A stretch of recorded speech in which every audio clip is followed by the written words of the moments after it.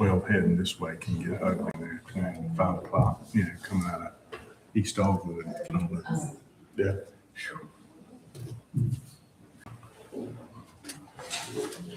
It wasn't so bad today. Everybody's just kind of chilling. Get a rainy Wednesday next couple of weeks.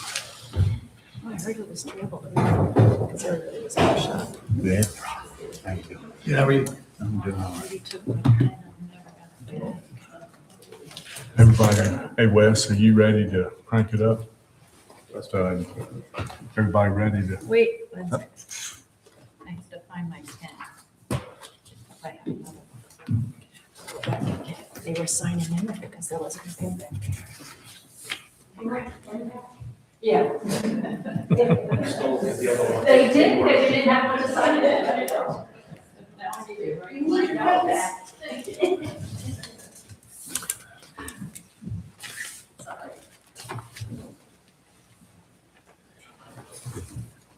Yeah, they'll trim that right on out of the video. Right. Okay, everybody ready? Now we're Ready? All right. Good evening, everybody. I would like to call this meeting of the Southern Shores Planning Board, July 2026, to order, please. If you would, stand and join me in the Pledge of Allegiance. I pledge allegiance to the flag of the United States of America and to the republic for which it stands, one nation, under God, indivisible, with liberty and justice for all.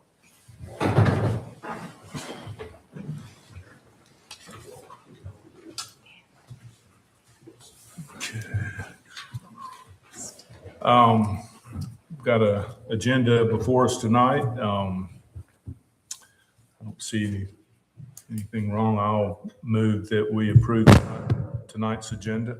Can I get a second? I will second. Who's that? Okay. Vote on that. All in favor of my motion to approve, say aye. Aye. Opposed? None. All right. Election of officers. Wes, do we need to do anything special in that regard? No, sir. I can ask for nominations for office of chair, or you can, however you want to do it. Go ahead. Yes, sir. So we need to elect, as the town code requires, once a year. Usually you all do it in July. We need to elect a chair and a vice chair. Do I have a motion for any nominations for chair, planning board chair? I name Andy to continue as chair. A second. Does it have to be a motion and a second or just a nomination? Jan will make, she made the motion, Ed seconded, so we'll go with that. Okay. All in favor of Andy Ward being chair, continuing as chair, signify by saying aye. Aye. All no, opposed? No. Congratulations. Thank you. I'll be waiting for my present. So vice chair next. Yes, sir. You can. Make this easy. I would like to nominate Jan Collins for another year of being vice chair. I'll second that. Thank you, Charlie. All in favor of that motion for Jan? Say aye. Aye. Opposed? None. Congratulations. I'll split the prize with you. All right. We got minutes to look at. Any corrections seen in these minutes? I had one, Wes, on, and I was just talking to Jan about this, ironically, on line 167, the last word. I would probably, rather than use lab, as we were saying just a minute ago, Jan, probably use I don't know, facility test results. What, isn't that what they're headed at the top of those test results at? Yeah. That's what they are, test results. Yes, sir. Anyway, that was all I had.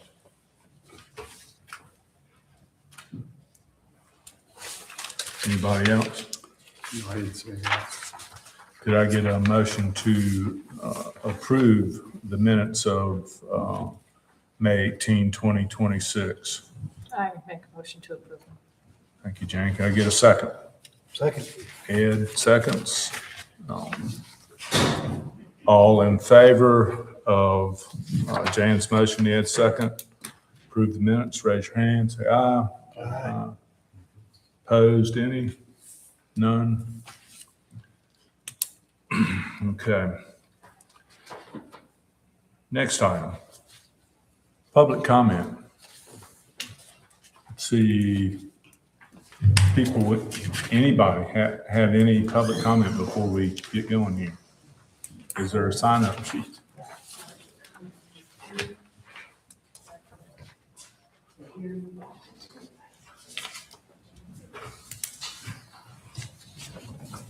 So we have a few folks signed up, but if they're wishing to speak during the hearing, they would have to be sworn to provide testimony at that time.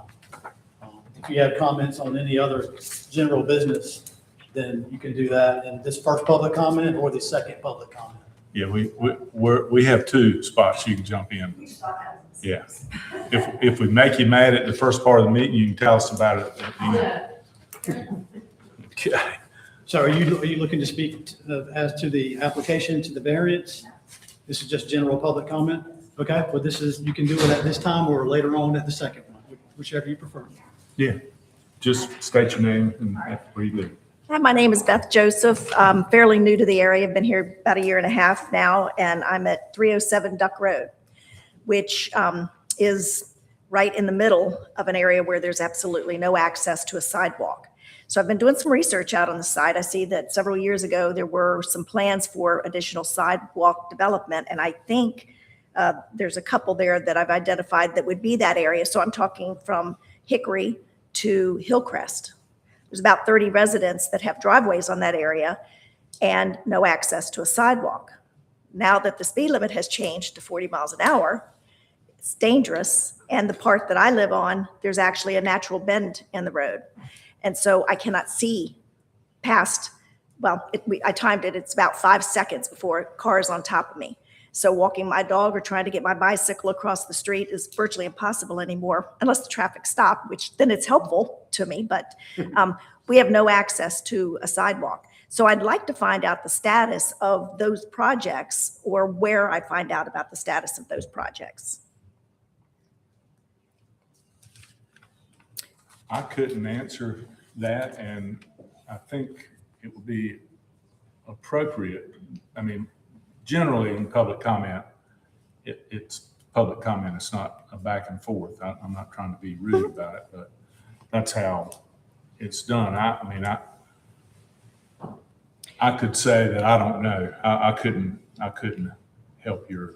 So at the town meeting that I came to, it was mentioned that I come here. I remember. Yeah, and it was mentioned that I come here. So I'm just trying to find out, maybe this is already in work and I just don't know about it. So I'm not sure. I'll speak with you after the meeting. Okay. Yeah, All right, yeah. thank you. Wes would have more information. I would say that would be certainly your best bet, and he's very, very available. He doesn't do anything. Just kidding. Okay, does anyone else wish to speak at this juncture of our meeting, public comment? If not, we are going to bypass old business because we have none. So at this point, at new business, we will turn our hats around and we will be performing the duties of the Southern Shores Board of Adjustment. This is an evidentiary hearing. It's variance 2026-02, a variance application submitted by Janine Yurdes to seek relief from the yard setback requirements in Town Code Section 36202D for a shed on the property located at 132 Oyster Bed Lane. Before we begin this part of our meeting, this evidentiary hearing, I'm going to read kind of a boilerplate statement that our planning board attorney has given us, and it's worked well over the years.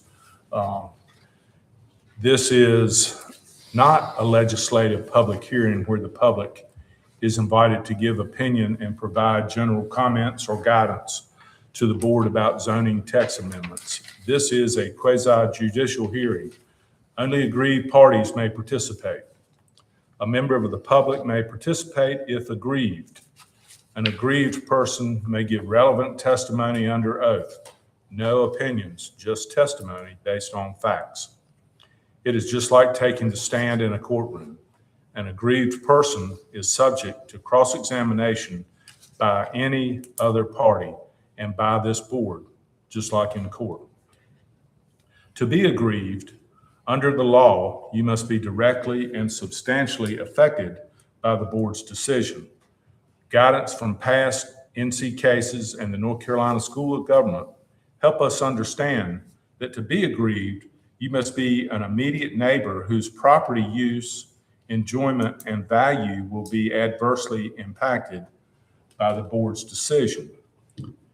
If you are an aggrieved person and you want to participate in this quasi-judicial hearing by giving sworn factual testimony or wish to cross-examine any witness during this proceeding, come forward to the podium to be sworn in. Is there anyone here that would fall in that category? And Wes, I've never met the applicants, so they need to stand and be sworn as well, I'm assuming. If there's someone here speaking to Mr. Gertis, that would be, yep, you would need to be. You sworn as well. can stand right there. Procedurally, you have to be sworn in because you're going to be giving testimony, as is Mr. Haskett. So if you'll just raise your right hand. Do you swear or affirm that the evidence that you shall give to this board in this action shall be the truth, the whole truth, and nothing but the truth? So help you God? I do. Thank you. All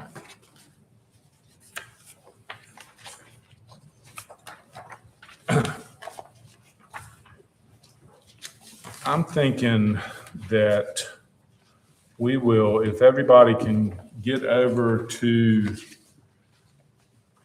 the order of the meeting. And Wes, can you put that up on the screen?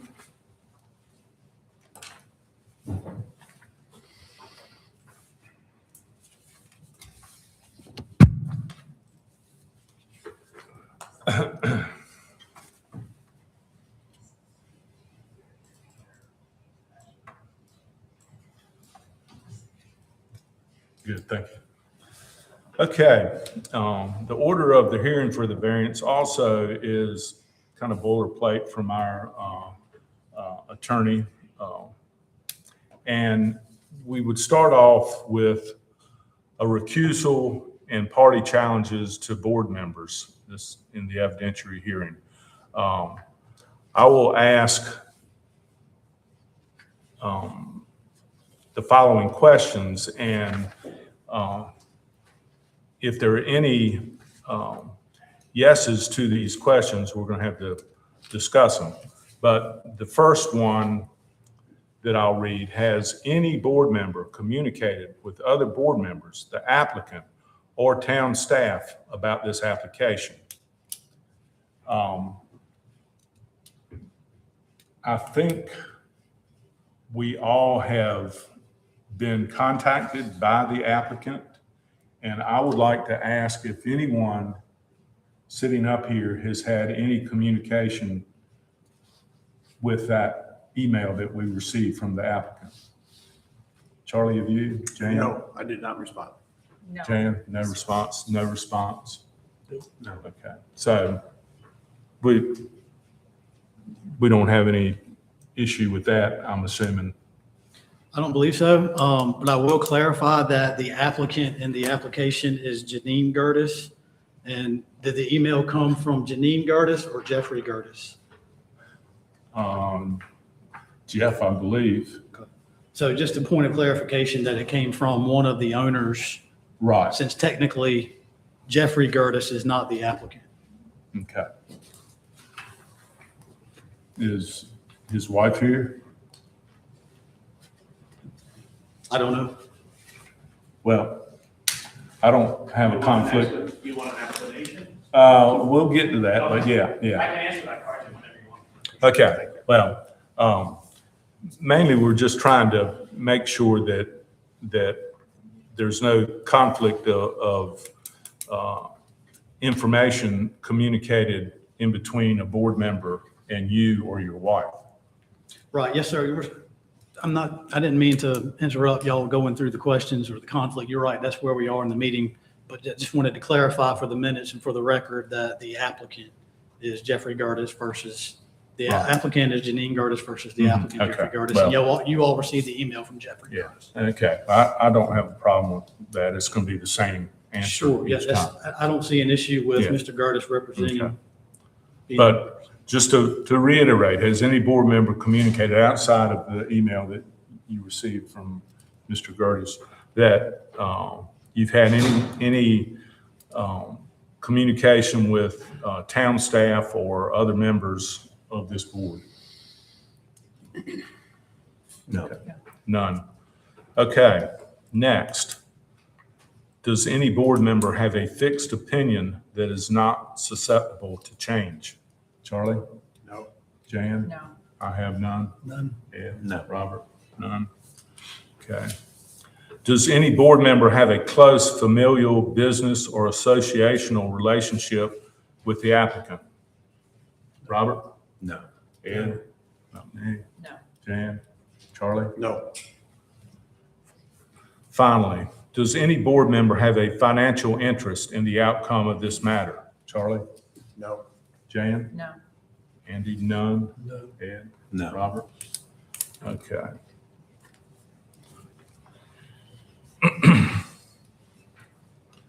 All right, at this point, we'll move to number 2, the hearing, the evidentiary hearing. And I would like to call on Mr. Gertis, if you'll come to the podium, and you have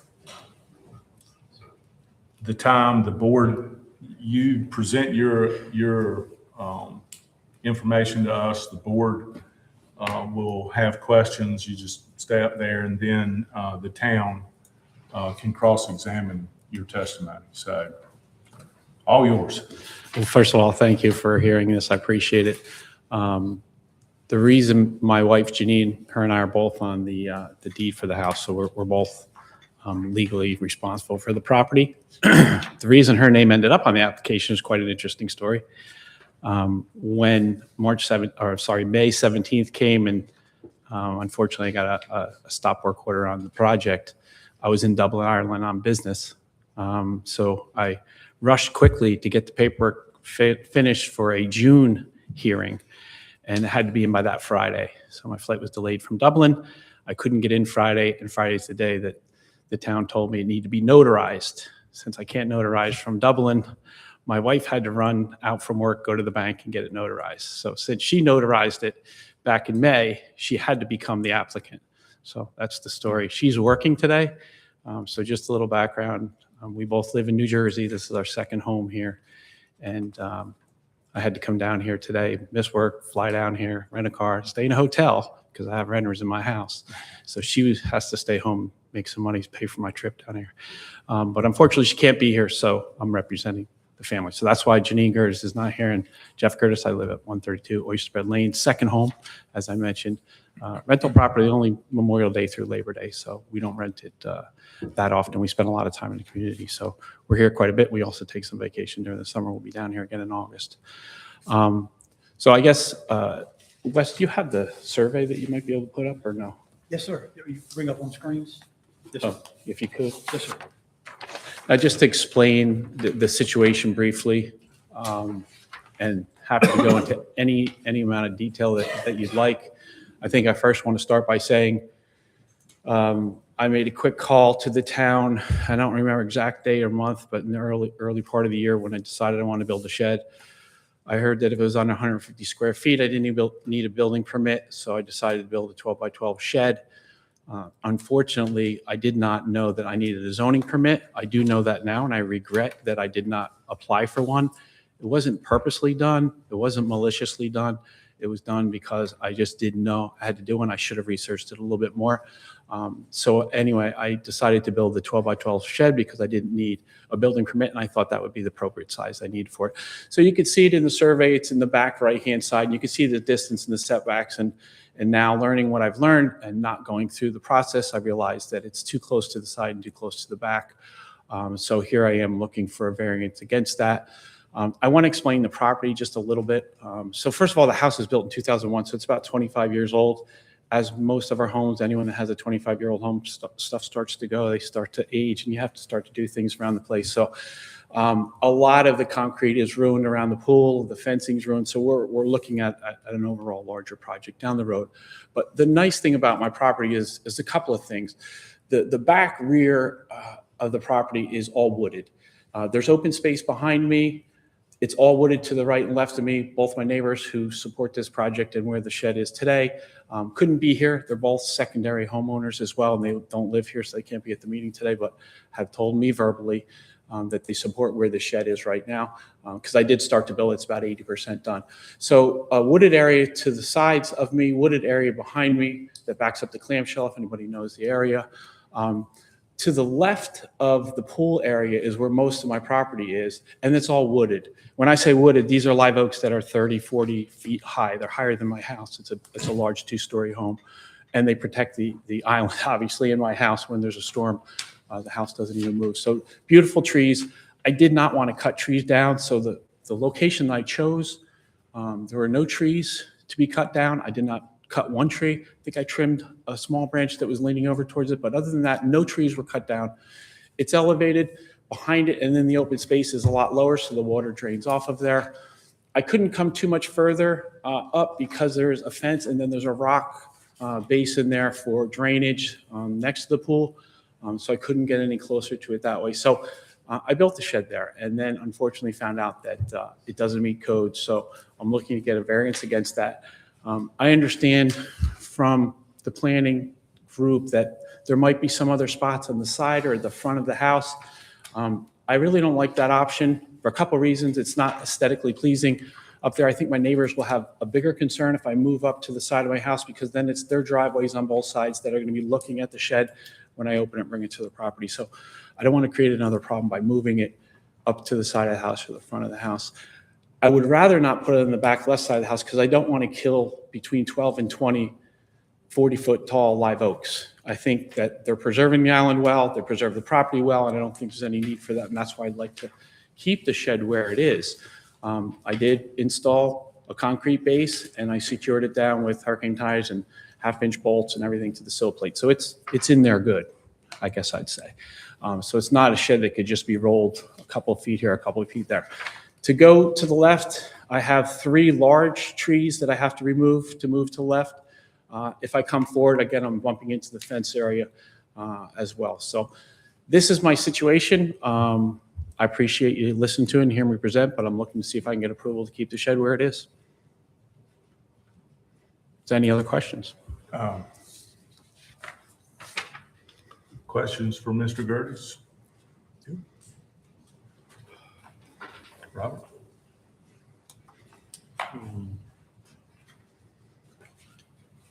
No. Charlie? Yes, thank you very much, and certainly understand the reasoning you laid out. Question for you: when you bought the house in 2021, Did you get a plat like this, or is this resultant from the survey subsequent?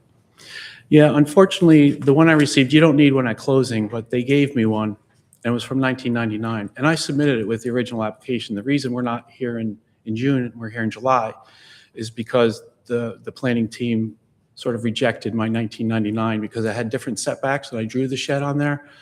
So at the guidance of the planning department, I hired for a new survey and spent another $1,500 to get this survey done.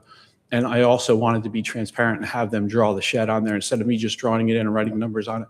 I wanted to be transparent with you to tell you exactly where it was. I appreciate that. Were you aware that there were setback requirements? I was not.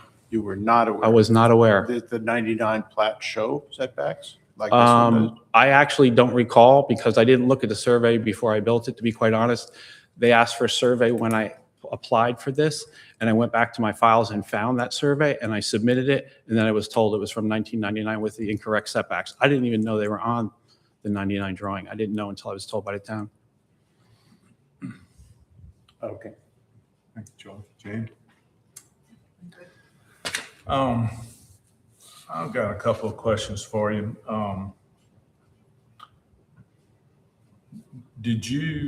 Were you the builder, or did you have a contractor start on this project? I had some friends that were in construction that helped me build it. But I bought everything from Guy C. Lee, so I have all the receipts for every single piece of thing that I bought. Like I said, it's about 80% done. The doors are not completed, so I am getting critters in there and other things that want to live there now. And this on the south side, the siding is not completed, and on the back, the top is not completed with the cedar shake siding. But the structure, the roof is on, and most of it is done, so it's about 80% done. My friends, as well as I did some of the work, but I didn't do all of it myself. But I bought all the materials. I had the plan. I did it myself. There's pictures. Thank you, Wes. There's a picture of the unfinished shed as it sits today. Again, the work stop order, I respected everything the town asked me to do. I have not touched the project since we got that order, and that's why I'm looking to get clearance now, because I really like to finish the shed. I have the other pictures that you submitted. Yeah, thank you. There we This go. just shows what I mentioned on the left-hand side of the pool, the heavily wooded area where I really don't want to cut down the trees. And even where the shed is on the right, I think it might be the next picture on the right. Yeah, you could see even that one tree is leaning right in towards the shed. If I had to move it over to meet the setback, I have to cut those two trees down, which I'd rather not do.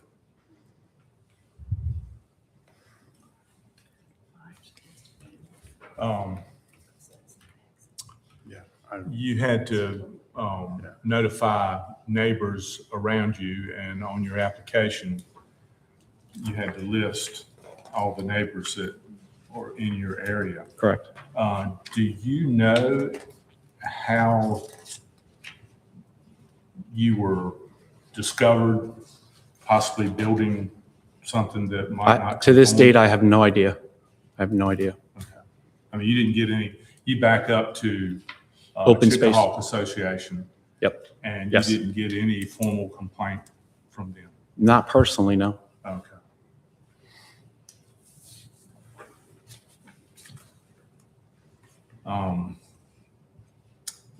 Anybody else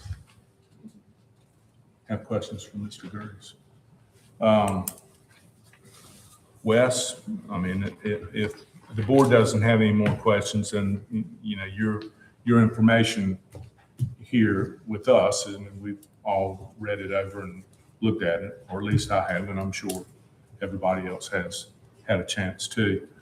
But moving down the list, the board, I mean, the town at this point would cross-examine. If Wes, you would like to ask any questions of Mr. Gerdes? I do have just one question. Yes, sir. You said that you contacted the planning department and you asked them about, can you restate what you said about when you contacted? The Yeah, planning I would say it department? was early in the year because I was going to start building in May. The goal was to finish it in May so that my renters came in Memorial Day to Labor Day, and I would have the shed completed before they came in. So obviously the work was stopped on May 12th. I had started it probably the month before that. So I want to guess it was maybe March or April that I had quickly called the planning department. I don't know who I talked to. I don't know what date it was. And I said, do I need a permit for a shed that's under 150 square feet, because I read that a 12 by 12 shed, 144 square, I do not need a building permit. And they answered me, I don't need a building permit. And that was the end of the conversation. I wish I asked more. I wish they would have told me more. But again, I don't know who it was. It was a quick call to the planning office, whoever answered the phone that day. And I asked about a building permit. I was told I do not need a building permit for a 12 by 12 shed, which is factual, I believe. But I did not know there was any other need for a planning permit. But as it turns out on the survey, the shed is greater than 12 by 12. If you're going to count 3 inches, when they're pouring a foundation, Wes, you can count 3 inches, okay? It's greater than 144 square feet. But it's not greater than 150, which is what the requirement is. That's correct. I'm just asking for the clarity. Well, if you want to be nitpicky, let's be nitpicky. Is it 150 square feet or less? Is it? That's all the questions I have, Mr. Chairman. Thank you. I do have one more question. You knew that if you built 150 square feet, that you would have to get a permit. Where did you find that information out from? The And website. when did you find it out? Yeah, the website. I did not hear that from the town. The call to the planning department was very brief about this specific. But when I did a web search, I found 150 square feet or above needed a building permit. And I wanted to build the shed myself, and I didn't want to go through the permitting process, so I just built a 12 by 12 shed. This really doesn't have anything to do with your situation, but I'm curious, were there any covenant issues that you were aware of with the Chickahawk Property Owners Association as far as building a shed in the setback? No, I wasn't aware of any, and I didn't check with them. Okay. Any other questions for Mr. Curtis? Go ahead, Robert. You indicated that the adjacent property owner, I don't know the address, it's lot number 99. And you said the adjacent property owners were okay? They were fine, they were So okay it's- with it? Yeah, I believe Steve contacted the planning department and told them he was in full support of where this was. And he was told because it's an evidentiary hearing that that's not permissible unless he shows up and does his sworn testimony. And it's his second home. He doesn't live here, and it wasn't really worth his time, to be quite honest. Sure. And then on the other side, the other neighbor, I was walking 2 weeks ago when I was down here. I was walking through the path. Her and her daughter were there, and they were walking their new lab, Cola. And I asked her if she had a problem where it was, and she said no. If anything came through other than that, I don't know, but that's my discussion with neighbors on both sides of me. Bruce lives across the street from me. I'm very friendly with Bruce. I asked him if he had any issue. Bruce said there's no issues where it is. So if there's other statements that they've made to someone else, I don't know, but they've all told me that they're very happy with the shed where it is. Wes, I have a question. For anyone else, like a neighbor in support, what kind of evidence could they provide that if we were to approve with some kind of contingency, could they? Rob, let me jump in here. You'll get a chance to ask that exact same question when Wes gets up. Oh, okay. Yeah. I'm sorry. Yeah, hang on to that, Rob. Okay, I jumped in. Sorry.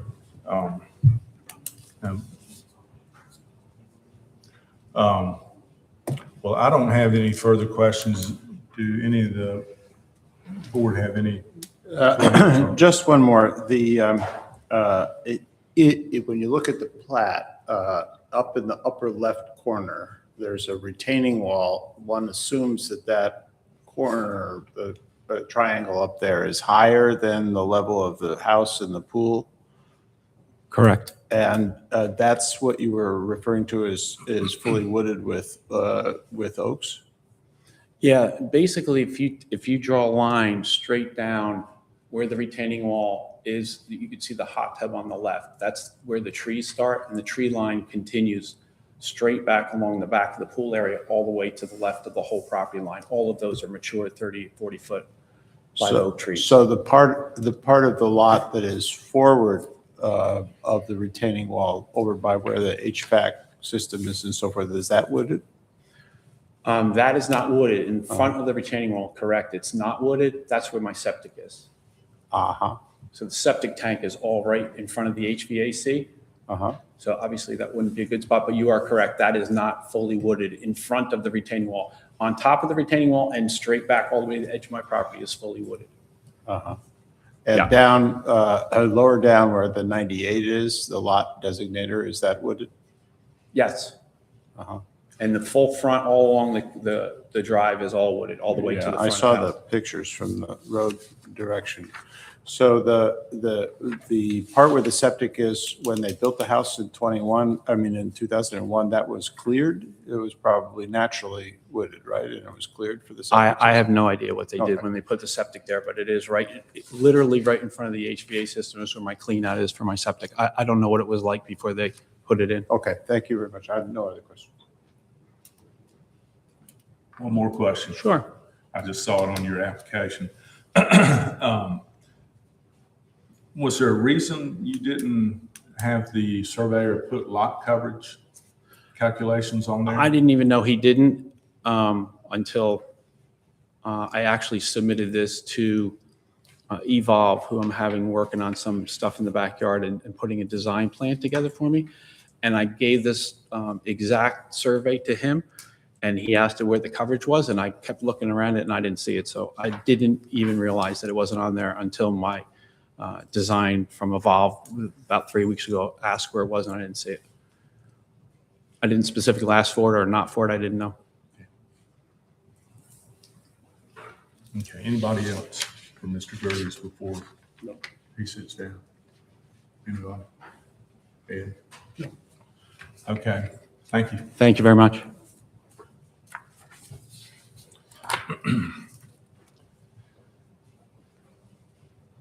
Okay, at this point, I would like to call on the town, Wes Haskett, to present evidence. And Wes, I'm going to have you pull up your staff report, because that's pretty conclusive on the town's information.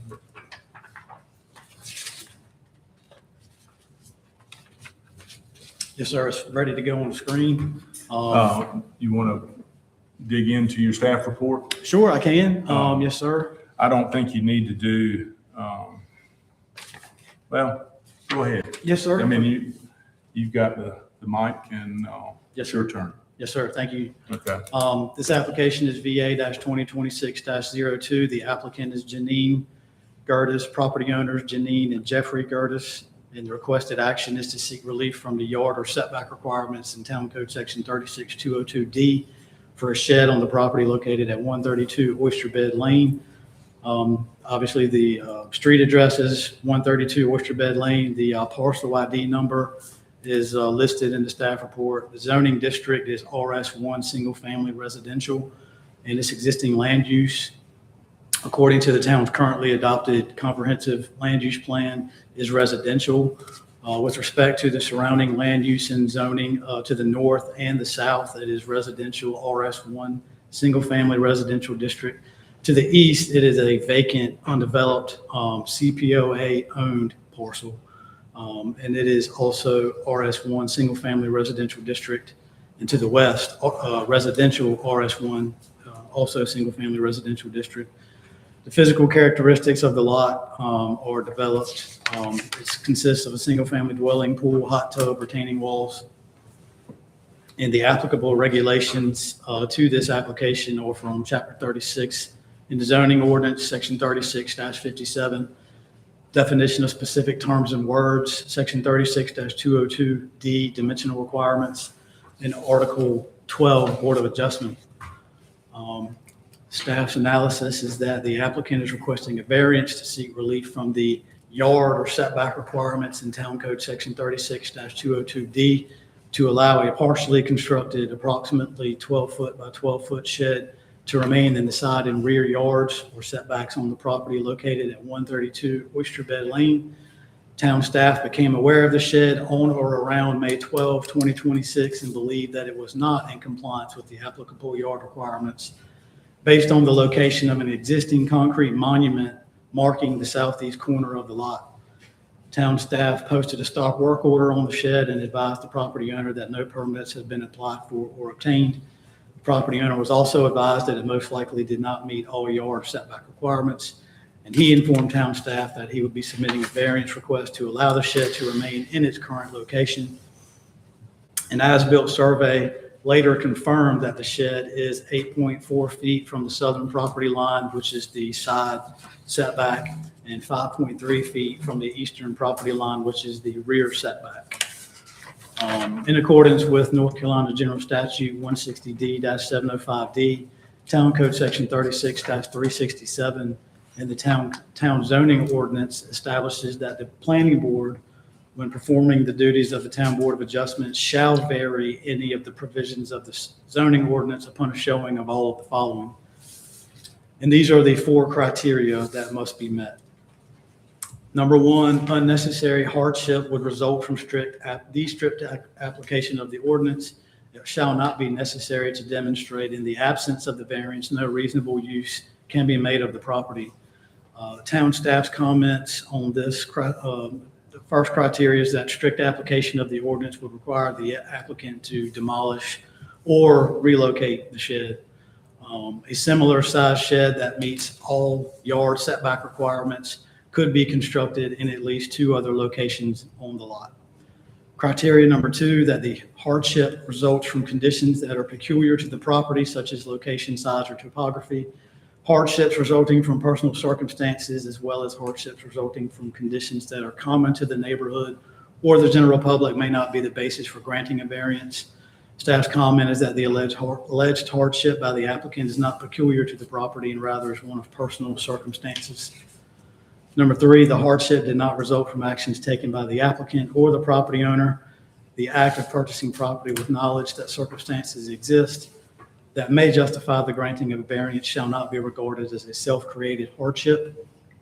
Staff's comment is that no permits were applied for or obtained prior to starting construction on the shed.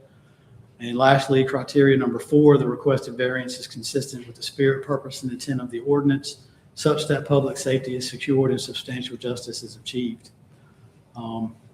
Staff's comments are the intent of the RS1 single-family residential district, which is to provide for the low-density development of single-family detached dwellings in an environment which preserves sand dunes, coastal forests, wetlands, and other unique natural features of the coastal area. The district is intended to promote stable, permanent neighborhoods characterized by low vehicular traffic flows, abundant open space, and low impact of development on the natural and adjacent land uses. In order to meet this intent, the density of population in the district is managed by establishment of minimum lot sizes, building setback and height limits, parking regulations, and maximum occupancy limits for single-family residences used as vacation cottages. Other comment on that criteria is a permitted shed that meets all applicable requirements, including lot coverage, which is not shown on the as-built survey, would be consistent with the spirit, purpose, and intent of the ordinance. That concludes the staff report, Mr. Chairman, and that is the evidence that staff wishes to submit for the record. Thank you, Wes. Looking over the application from the Gertys,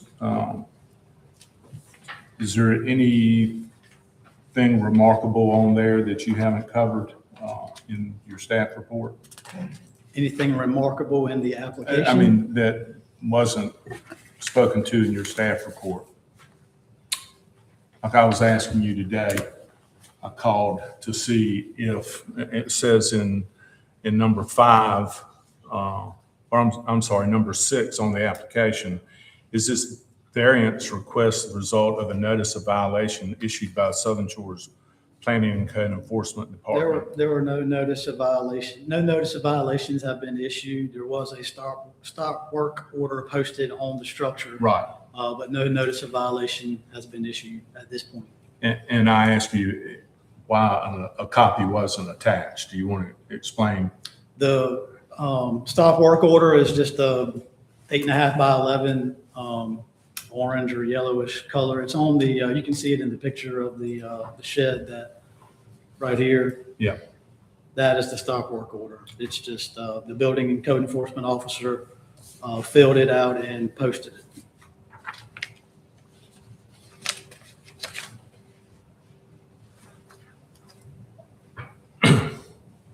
Anybody? Questions for Wes? I have a couple. Wes, if you wanted to build such a shed in the setback with the circumstances and logic that the applicant has adduced, that is because there's too much wooded, there are a lot of trees at the upper left-hand corner of his buildable lot. Is that something that you can ask for a permit to do? Or is such a permit not even permissible? A variance would be required. in So it's order always going to be a variance. A variance would be required to build the shed inside of the setbacks. So, However, the town did recently adopt the administrative relief for setbacks, Right. but it only applies if there was an error in good judgment Right. or an error result in building, but it's only up to 10% of the setback requirement. So in this case, it would not have helped. but, But, right, it would only be that- 2.5, if there was a 2.5 foot leak or the structure was off by 2.5 feet, which is 10% of 25. For in a the rear back. setback, Yeah. you could, that administrative relief could help Right. for up to Right. 2.5 feet in the rear setback. I got it. But Okay. other than that, a variance would It's be required. it's a variance application, not a permit application. Second question, in your experience as planning director, if a variance were given the applicant in this case, would it be cited as a precedent by others? I think it would be cited as precedent by others. And my final question is, if the shed is moved, would the concrete footing have to be moved? Or is there an exception in the setback to allow the concrete footing to remain where it is? So let me go back, I'm sorry, let me go back to the previous question Oh, before I answer sure. that question. I think that an applicant would ask about or bring up precedents in an application, but also with a variance, which is in the criteria, you have to consider the circumstances involved with that specific application. Right, So right. you have to consider what's peculiar or what's unique to that specific property. So Right, yeah, But it it's would still- not necessarily be relevant or germane to a variance application, but it might be cited. in By if others. someone in a future application with a setback violation for a shed, I think they probably could or would bring it up, but you would have to consider the circumstances involved. I don't think, Of course. I don't think you would rely entirely on precedents, No, of is course. what I'm trying to say. And then with respect to the other question, the setback requirement applies to structures that are greater than or equal to 30 inches above the ground. So the concrete slab, footers, whatever that's there, if it's less than 30 inches above the ground, it can lawfully remain where it's located. Thank you very It's much. Calculated as lot square or coverage. It because would of the still be, size of the structure. it also does contribute to lot coverage, correct? If it was underneath the ground, if it's a footing, if it's a slab, obviously it contributes to the coverage, but if it's footings or whatever underground, no, that would not, but the slab itself would. No further questions to me. Jan? Robert, you had a question? No. Ed? No, fine. I've got a couple things, Wes. Mr. Gerties wasn't aware of a complaint from any source that came forward. Was there a complaint for the slab before things got started? I mean, has there been a complaint There was a complaint. noted by the planning department? We did not receive a written complaint. The building inspector, code enforcement officer did receive, I believe, a verbal complaint because there is an open permit for work on a house off of Clamshell, which is on the other side of the CPOA-owned vacant property. And I think the shed was visible from the lot when it was discussed. Uh-huh. And as the building inspector, code enforcement officer, even though we didn't have a written complaint, I think he felt obligated to look into it, knowing that he had not recalled issuing a permit. I believe. Right, so the building inspector was there more for the fact that there was no permit. He wasn't there for checking the setback.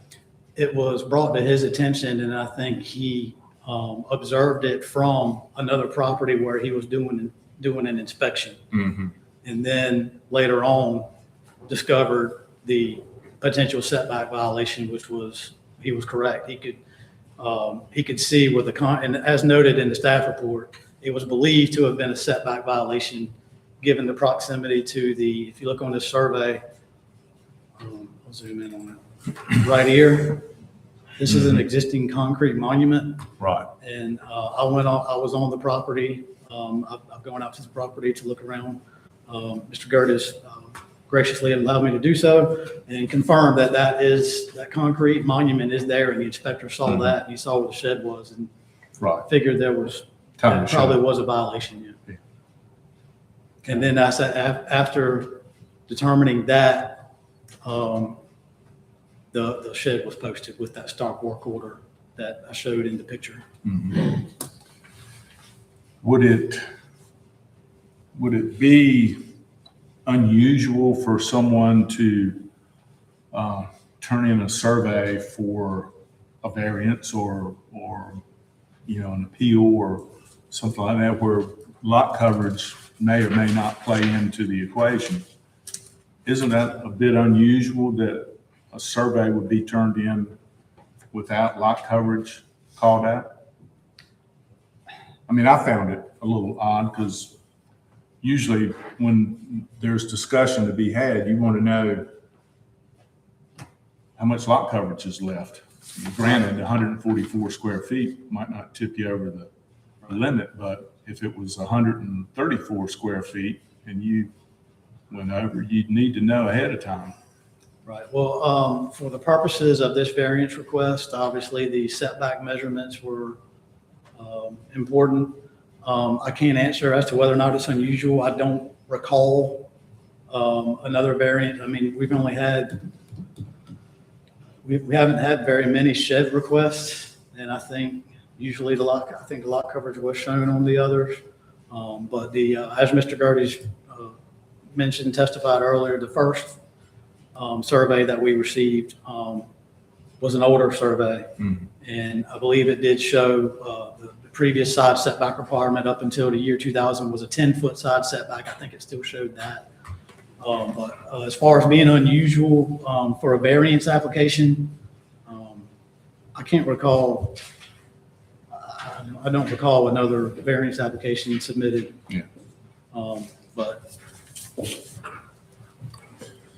Okay. Anybody else have? I'm curious. You said that the old survey showed the old setbacks. The old setbacks were 10 on the side. yes, sir. What was the setback in the rear? 20. It was still 25. It was still As 25. far as I know, since the town's incorporation and the first zoning ordinance, the rear setback has always been 25. Only the 10-foot has changed from 10 to 15. Okay. Is it possible to bring up a map that shows clamshell and proximity of the size of the Chickahawk property? You'd have to do it probably on Dare counties. So I'll just say that on the survey, there is a proximity map up here in the top left-hand corner on the survey. Uh-huh. I mean, I can bring up on GIS the aerial photos, but staff did not submit it as evidence. Mr. Gertis did not submit it as evidence. So I don't know if y'all want me to bring it up or I not, but understand. there is a proximity map on this survey Mhm. where it shows the site right here. It doesn't show it doesn't show boundaries, lot lines, obviously, but this is Clamshell Trail that runs this way. Mhm. And then the CPOA on, the lots one clamshell run like this on this side. And then in between, there's the CPOA strip that kind of goes through like that and butts up back against his lot right here. Robert, are you asking for the GIS of? Well, it's, I understand Wes's response. It hasn't really been, it has not been entered into evidence, and my curiosity has to do with the depth of that CPOA property and how far that It'll- property is. You can pull that up relatively quick, can't you? The I can, GIS. if y'all would like for me to pull it up. I mean, just because you didn't present it or Mr. Gertie's didn't present it, it's for us. I mean, we can talk about it. So if you don't mind, Wes.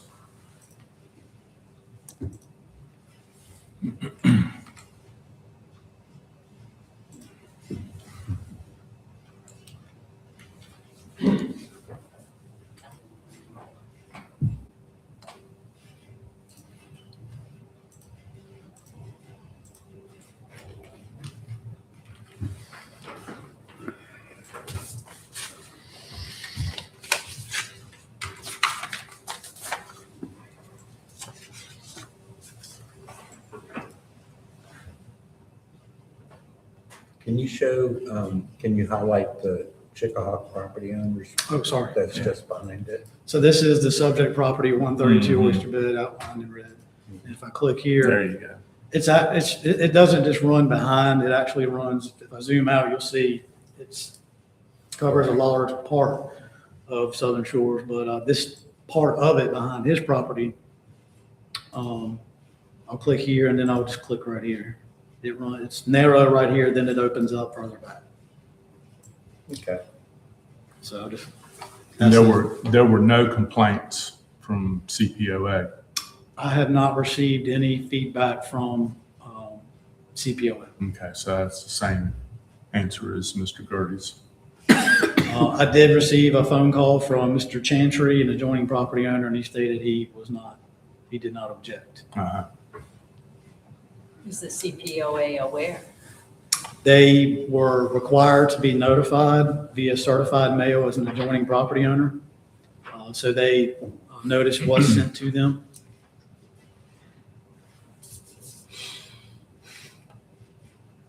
Thank you, Wes. You got anything else on that, Robert? No, thank you.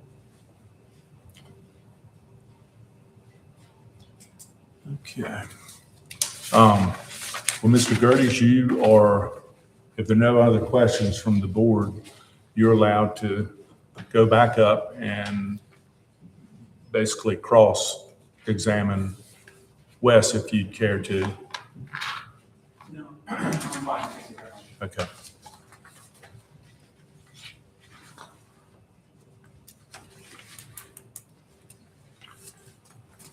Right, and I will ask one more time, is there any agreed public testimony? I will allow you to come forward. You will have to be sworn in. So does anyone want to speak to this issue? Okay. All right. Any questions before we start digging into the voting mechanism of the order of hearing? Questions?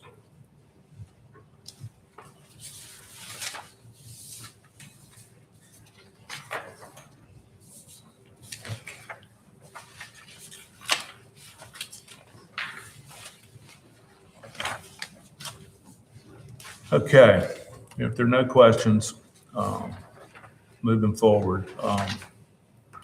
Number 3 is discussion and vote. Board members, a 4/5 majority vote on each of the following criteria is required to grant the variance. We will vote on each of the 4, and we will have discussion if needed. So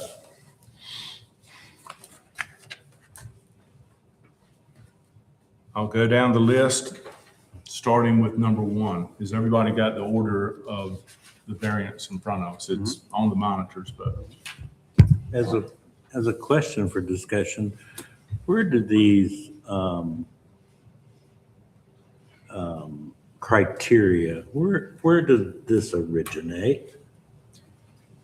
funny you should ask. I just went there today. The School of Government is the arbiter of a lot of information. And I just printed the School of Government's response to that, and I'll read it if you'd like for me to. It's pretty simple. Well, my point is that the town of Southern Shores, these are not our criteria for a variance. No. Okay. And let me read the first part so that it clarifies to everybody. The criteria for a variance in North Carolina, and I just hit AI to, in North Carolina, the statutory criteria for granting a zoning variance are strictly governed by state law under NC General Statute 160D-705D. To obtain a variance, an applicant must present competent, substantial evidence demonstrating that they meet all 4 highlighted of the following criteria at a quasi-judicial hearing. And the 4 statutory criteria, I won't read them all. I mean, I won't read everything that's on them, but it's very similar language. It is unnecessary hardship, peculiar conditions, not self-created, and spirit and intent. So that, to answer your question, they're not a Southern Shores ordinance, they're a state statute. If I may, though. Yeah, and Wes, They are actually in the ordinance, but they are established in statute. right. So- Right. We didn't make this up. This isn't our, No, yeah, we're not being, Yeah. extra. No, 160. and unfortunately, for a lot of people seeking a variance, the bar is very high. Okay, any questions about the variance procedure? Okay. Number 1, does a strict application of the ordinance result in an unnecessary hardship for the applicant? Voting yes is for granting the variance. Charlie? I vote no on the grounds that it is necessary to protect our setback regulations. Okay, Jan? No. Ed? Yes. Robert? Yes. I'm going to vote no. So that's 3 noes and 2 yeses. Wes? Yes, sir. Number 2, does the hardship result from conditions that are peculiar to the property? Voting yes is for granting the variance. Charlie? Again, I would vote no on the grounds that every property has a setback condition. Jan? I vote no. Ed? No. Robert? No. I vote no. So 5 noes, 0 yeses. Number 3, does the hardship result from the actions taken by the applicant or the property owner? Voting yes is for denial of the variance. Charlie, number 3. As established in the testimony, I vote yes. Jan?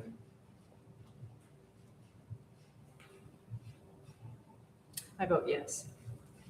Ed? Robert? Yes. And I vote yes. So that's 5 yeses, 0 noes. Number 4, is the requested variance consistent with the spirit, purpose, and intent of the ordinance? Voting yes is for granting the variance. Charlie, No. Jan, No. Ed, No. Robert, No. and I vote no as well. So that's 5 no's, 5 no's, 0 yeses.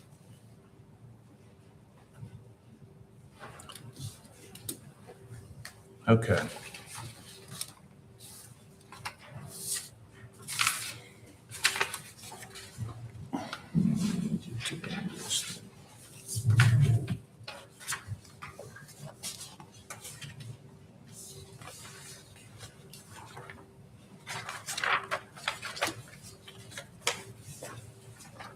So, in light of the votes on these 4 criteria that have been presented, there is only one option available to this board, and that is to deny the variance. At this point, I would seek a motion to that effect based on these findings.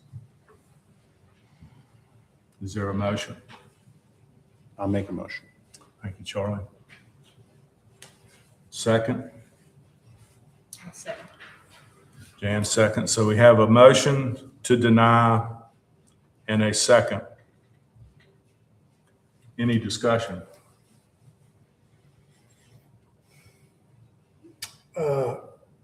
I just look at this shed as not the same as any other structures, typical structure of a house or permanent structure. I think of it as a temporary structure. On the slab? Okay. Discussion? I don't like the inability to be flexible that the state law provides, because I think if the owners had notarized letters of support from the adjacent property owner and from CPOA, and we had a survey that verified that the lot coverage was in compliant, I would tend to absolutely consider a variance in this case. State law does not allow that. It doesn't allow us to do that, or it doesn't, I don't believe that it does. Yeah. State law is not subjective. No, it's not. Charlie? I think it's too bad. I mean, I'm very sympathetic with the applicant. I understand his logic, but I think that the setback requirements of the town are very important for the flavor and feel of the town. And this is not an 8-inch or 1-foot oversight of a builder. This is actually built from the get-go in the rear setback. And I suspect very much that if we would approve such a variance, we would have a lot of similar applications in similar or even dissimilar circumstances citing this particular case. And it would be very difficult to make a case to other applicants why you would say no to them. Jan? And I unfortunately have been in the seat that you were in. We tried for a variance in Kitty Hawk before we built a home, and we wanted to build it in the same footprint. And we went before Kitty Hawk Planning Board for a variance, and we were denied for similar reasons. And then we built home here, and we built a second garage, and we were 18 inches off the line. And it was a much larger slab than what you're talking about, and we had to move. So I believe that there are setbacks and rules that are made for a reason, and I understand them and I respect them. And I think that's basically what the community is trying to portray to everybody, that there are rules and regulations. And again, if it were a true hardship, then it would be looked at in a different view.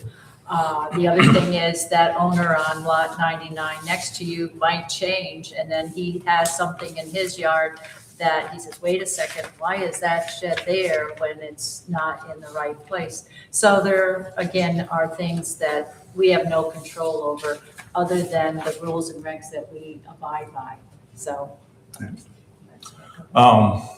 My 2 cents worth is if we had a 4/5 vote on every one of those 4 items, we could actually say, okay, we would approve the variance with conditions, but we're nowhere near that. I mean, that's what I would like to see occur, but unfortunately, we're nowhere near 4/5. It has to be 4/5 of every one of those 4 votes. Yes, sir. If it was 3/5 on one vote, you'd have to deny. So to approve the variance with conditions is a moot point. It doesn't exist for us up here. And the state dictates that it should be denied. So anyone else have any discussion before we vote on Charlie's motion to deny, Jan's second? Anybody? Okay, all in favor of Charlie's motion to deny the variance and Jan's second, raise your hand and say aye. Aye. Aye. Unanimous, 5-0 to deny.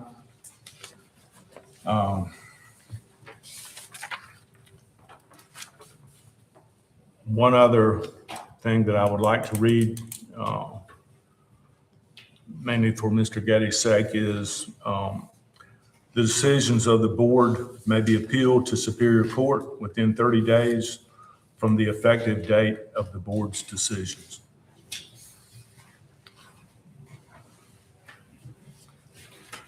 Okay. That's the end of the quasi judicial hearing, and we will turn our hats around briefly for one more thing from Wes. I think I've lost my. We have another public comment area. Anybody want to speak to the board? You're welcome to come up. You sure? Okay, you're going to see Wes after. Anybody wish to speak? Going once, going twice? Okay. Planning board member comments. Robert, start with you. I don't have. Yeah, Here. none? Jan, you were going to ask Wes? I was going to ask Wes. No, I was going to ask. Oh, no. I was just going to make a comment about the traffic in the last couple of weeks has just been incredible. And coming back from a wedding in Duck at 5:15 on a Saturday where traffic was abominable. Cars were parked literally from Hickory down Hillcrest to South Dogwood to regular Dogwood. And I spoke with Elizabeth about it and said, gee, I hope somebody's looking at our infrastructure because of fire trucks and also EMS. And then I caregiver for a lady who broke her knee, and we went to Dr. Mann's office, and there was a extra 45-minute wait because he had 3 calls from the emergency room. And they actually have a disclosure in the treatment room stating that the hospital takes priority and that your appointment could be changed or canceled to another day. And the nurse that was in the treatment said that there were 3 fractures, 1 that needed surgery the next day, and then 2 the following. And again, it's just, I understand, we all suffer with this 8-week or 12-week period, but, we are at capacity when I look at, what is going on. I just wanted to add that. And Elizabeth, I know what you're trying to do, and like I said, I'll help you in any way I can to be a person, that has actually visually been part of what was done on a Saturday and then going to a doctor's office and seeing this, and so anyway, I've said my piece. While we are in that vein, and the mayor's here, and our town manager's here as well, I just, for the life of me, I didn't get that involved with the speed limit for curtailing slowed vehicles running through town. But I was coming back from Walmart to get something at 7:30 on Friday night. There's no traffic really. And there's a line, maybe another 100 yards this way, around Southern Shores Realty. Thinking, what the hell is going on? Golf cart coming from Steamers, where it's 35 miles an hour. And where I live on East Dogwood Trail, I had to follow that sucker, and so did a lot of other people, all the way to the tower. Maybe next year we can make it 40 all the way from point to point. Compromise sucks. Yeah, it does. Yeah, compromise sucks. I don't know. I'm not quite sure what the compromise was there. Who was pushing 45 and 35, but 40 seemed like a pretty good compromise. Anyway, outside of that, y'all are doing a great job. Thank you. Charlie? All right. Announcements, Wes. Yes, sir. I have a couple of things. First off, I think at the last meeting, we had talked about, or I mentioned that we'd be updating you all on the wastewater treatment plants in the town that have a 3,000 gallon or more discharge. So looked into this a little bit, and I'm going to come back to you again with more information. Town engineer is going to look into it for all of the wastewater treatment plants that meet that threshold, or treatment systems, I should say. But I will say that the wastewater treatment plant by Southern Shores Landing, GWWTP, they were cited for a violation in March of this year. We're one this year, at least that I saw in the portal, only one in the portal. And then the monitoring reports are there as well. But I will get back to you all with more information about that. And the town engineer is also going to, he's reached out to the environmental health department about the other systems. So I'll ask for one more month to get back to you on that information, but I have not forgotten. I have my yellow sticky to ask you, so I'll put August. But I do know that there was there was one, they were cited, there was a notice of violation, and they were assessed a fine, a civil penalty at the Jingay Woods wastewater treatment plant. Andy, could I come back again? Andy, could I come back? Sure. On Jan's traffic point, I thought I would mention, I have coordinated a group of Southern Shores Duck and Kitty Hawk and other residents letter to a number of our political leaders, Governor Stein, the candidates for Senate and congressional races this fall, and state Senate and state representatives. We had over 120 signatures to those letters. And we're continuing to think of new ways to support a bridge to Corolla, from Aidlet, which would dramatically improve the traffic situation, particularly for people coming from Currituck County coming from or through Currituck County and headed to the northern beaches. And we're thinking of new and innovative ways to keep the issue and to support political leaders doing the right thing. The financing for this is an expensive bridge, relatively speaking, but the financing would come in three parts. There would be state funds. The state has identified $173 million in its priority traffic program There would also be a bond issue that would be secured by future toll revenues that could be quite substantial. And finally, the state intends to apply for a federal grant to help this and to reflect the fact that many of the beneficiaries of such a bridge would be out-of-state visitors. We continue to think of other ways to keep this on the agenda. It's really the only permanent solution to traffic problems for Southern Shores and Duck in particular that give us back some degree of normality in our town across the week and across the year. Thank you for your leadership on that, Charlie. I had one other announcement, is that the next regular meeting is scheduled for August 17th. We do have another variance application for you all to consider. And if that day does not work out so that everyone involved cannot attend, we will look at scheduling it on, holding a special meeting on a different date. So I'll be reaching out to you all about that later as we get closer to mid-August. Anything else? That's all, Mr. Chairman. Thank you. Okay. I make a motion that we adjourn. Could I get a second? Charlie gets a second. All in favor, say aye. Aye. Opposed, none. Meeting adjourned. Thank you all.